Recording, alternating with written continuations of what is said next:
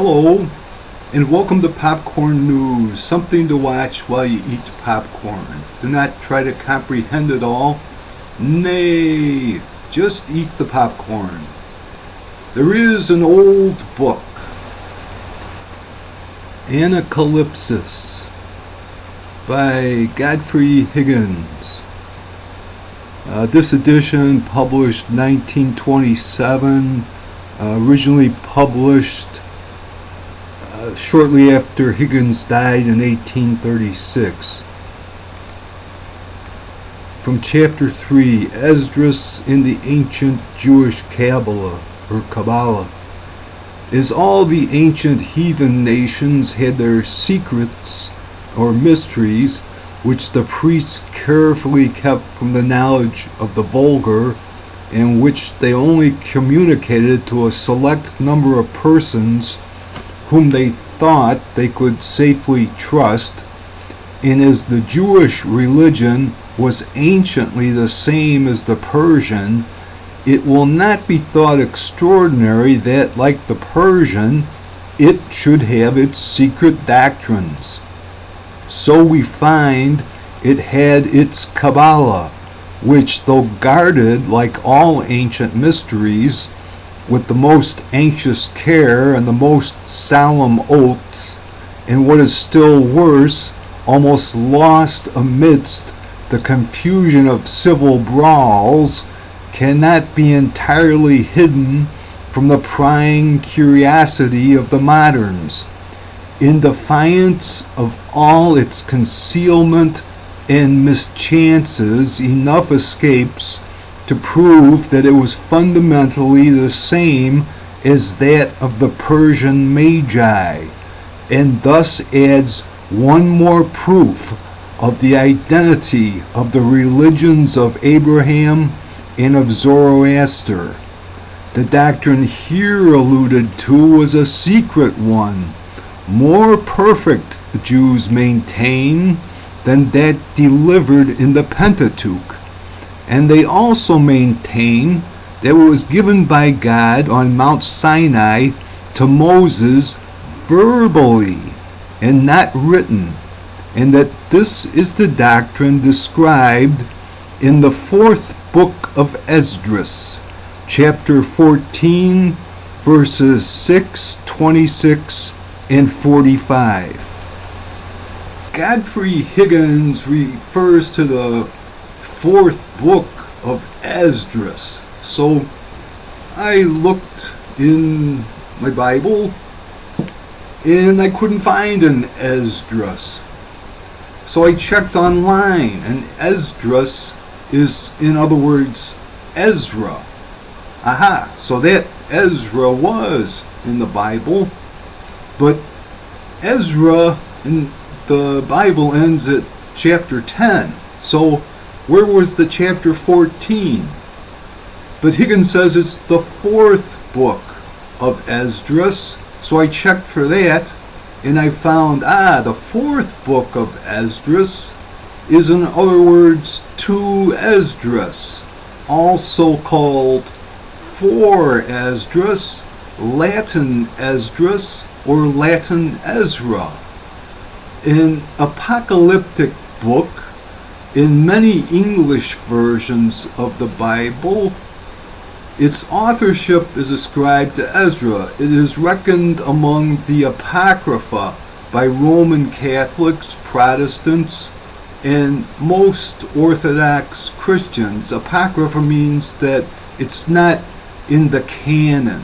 They considered adding it into the Bible, but for whatever reason they didn't.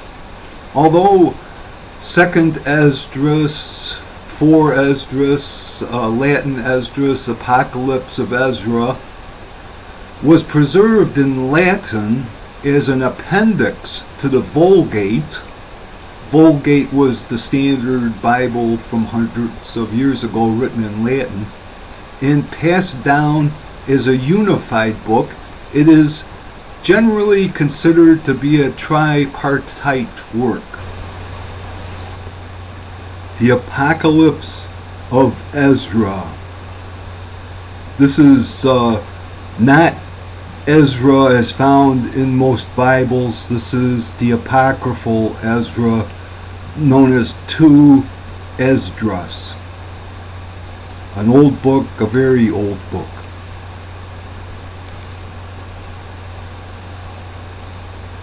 Chapter 14. Alright, Moses, when my people was enslaved in Egypt, and I sent him, and he led my people out of Egypt, led them to Mount Sinai, and I held him by me many days, and explained to him many marvels, and made known to him the secrets of the times, and showed him the consummation of the periods. And I said to him, of these words some shalt thou keep secret, and some reveal. Chapter 14, verse 26. And when thou shalt have finished some of them, thou shalt make public, and some thou shalt conceal, and shalt deliver them to the wise.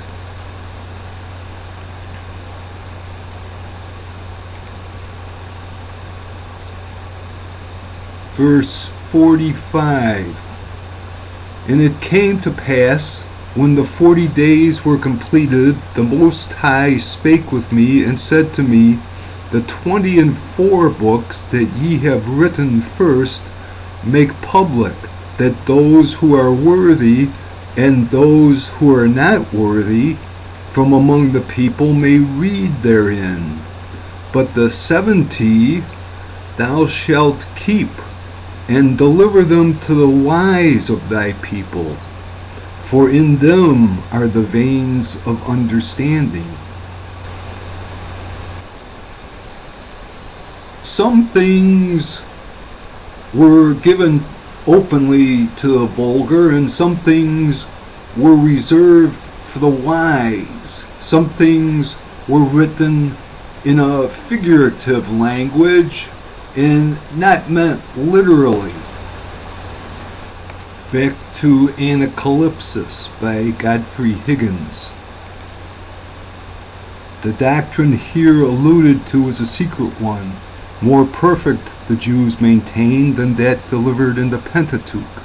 And they also maintain that it was given by God on Mount Sinai to Moses verbally and not written, and that this is the doctrine described in the 4th book of Esdras, chapter 14, verses 6, 26, and 45. Thus, these words shalt thou declare, and these shalt thou hide. And when thou hast done, some things shalt thou publish, and some things shalt thou show secretly to the wise. The highest spake, saying, the first that thou hast written publish openly, that the worthy and the unworthy may read it, but keep the 70 last, that thou mayest deliver them only to such as be wise among the people.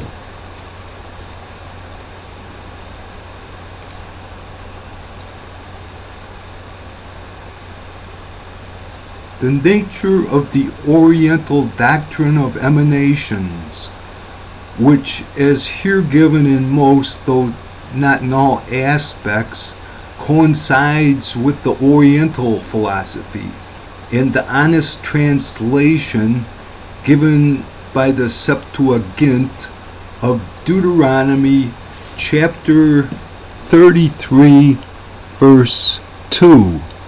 He shined forth from Paran with thousands of saints, and having his angels on his right hand, proves that the Kabbalah was as old or older than Moses.